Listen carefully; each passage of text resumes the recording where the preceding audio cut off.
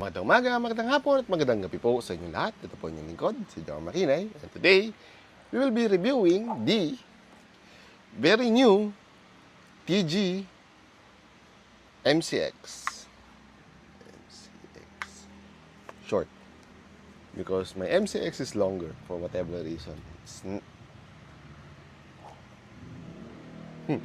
This unit is lent to me by Peter Earl Limeta.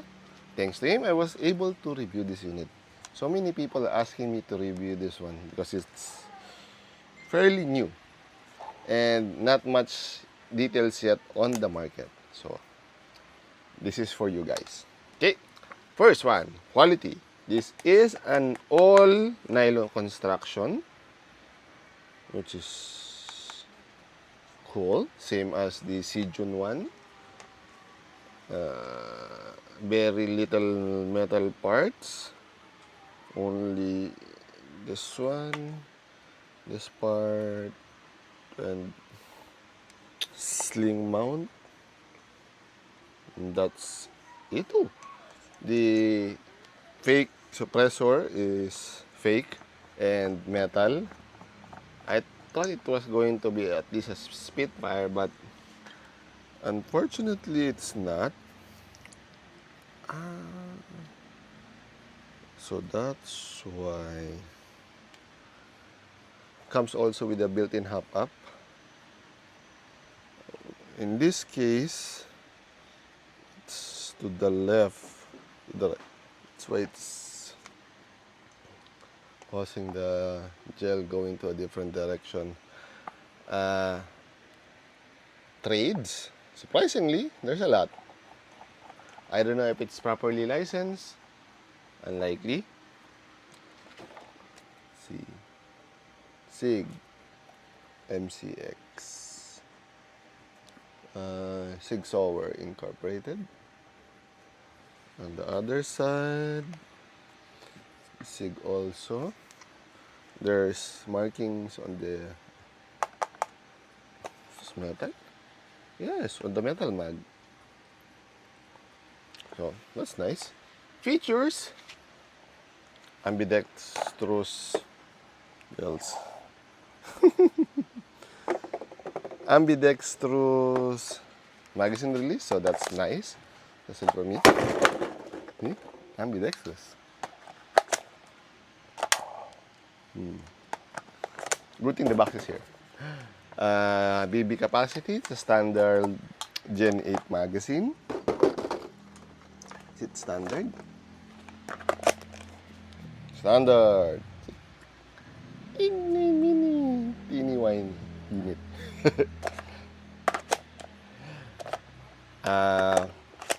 Weight, oof, this is around 1.5 kilograms. It's really light. So that's nice. Especially if you remove this one, it will be even lighter. Upgrades, this is a Gen 8 gearbox. This is basically a reskinned PDX. So you have lots of options in terms of upgrades. Although the motor will be 460 mid, so that's, you can't use much brushless. But I think there's a 460 mid brushless already. I'm not so sure. One disadvantage is the battery is located here and it's very limited. So for you to be able to replace the battery, you need first remove the, not the flash hider, the suppressor. Then press this one. There's a button in the bottom, and then ta-da! Here's the battery. Very limited space.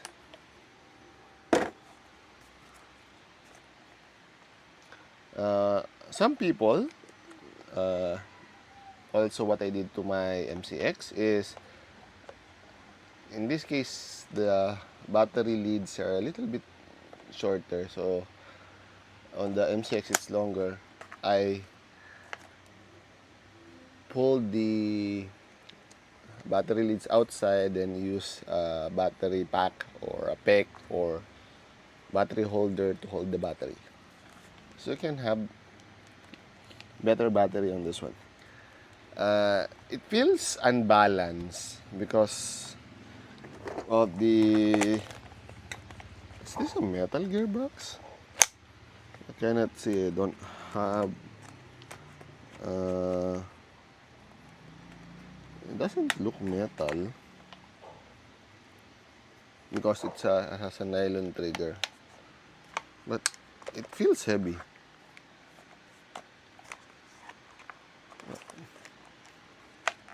I don't know why.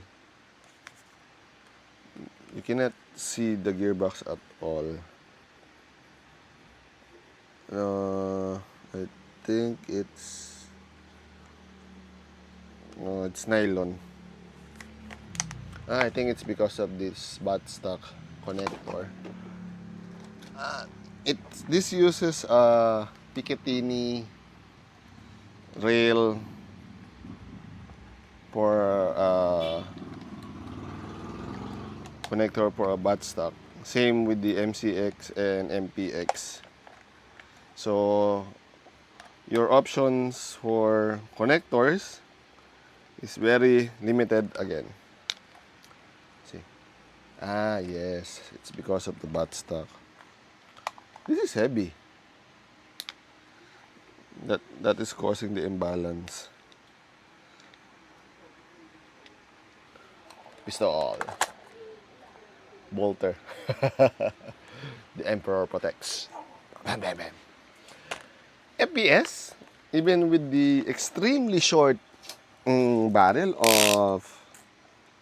It's a Gen 8 of 140 millimeters.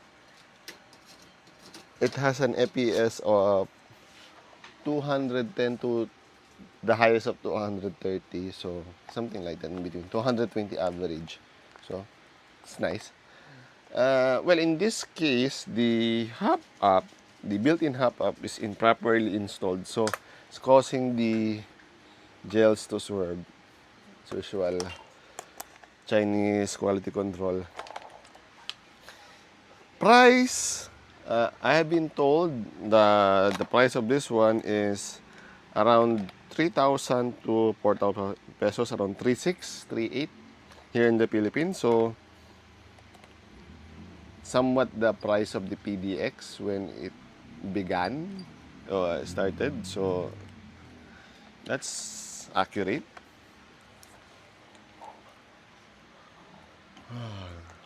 Oh, does it? No, it doesn't have. It doesn't have a bolt release. Magazine prime. Other than the only thing I like with this one is the ambidextrous release. For a lefty, I like it. Anywho, if you have like short units, this is a good choice. Just need to find a good supplier to get a good price. Although I'll change the magazine to a lighter one. I don't like metal magazines because metal corrodes in the long run. Anywho, if you have any comments, suggestions, violent reactions, do not hesitate to put it down in the comment section down below and I'll answer it as soon as possible. Next muli, paalam! Ching!